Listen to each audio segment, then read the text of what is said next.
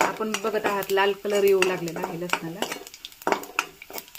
लाल कलर आला की थोडासा कढीपत्ता टाकायचा।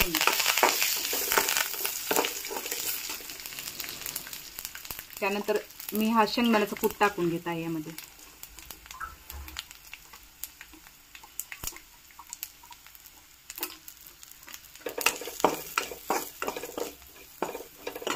किंचितसा भाजून घ्यायचा आहे। त्यानंतर थोडेसे तीळ,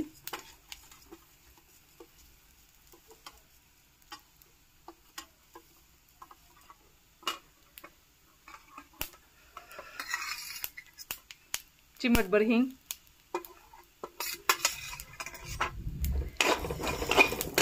थोडीशी कोथिंबीर,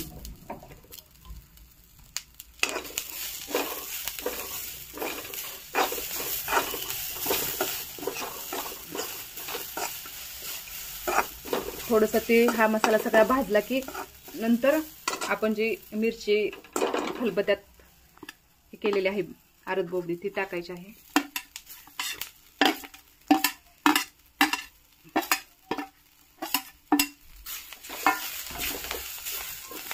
बघत आहात तुम्ही मस्त कलर आलेला आहे मिरचीला।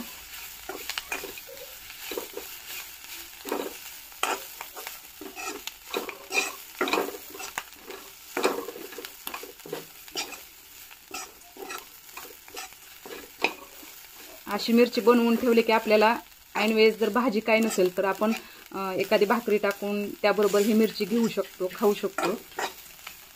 किंवा शिळी जरी भाकरी असेल तर त्याबरोबर अजून छान मिरची लागते ही। तुम्ही नक्की खा असं करून। यामध्ये मी थोडंसं मीठ टाकत आहे चवीनुसार।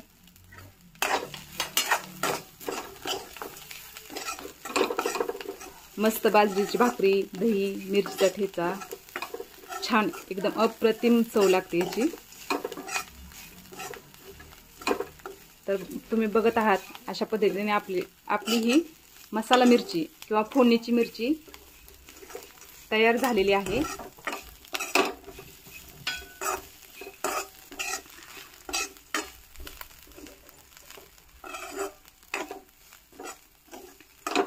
एकदा नक्की करून बघा फोडणीची मिरची। आवडली तर लाईक करा, सबस्क्राईब करा आणि कमेंट करा। धन्यवाद।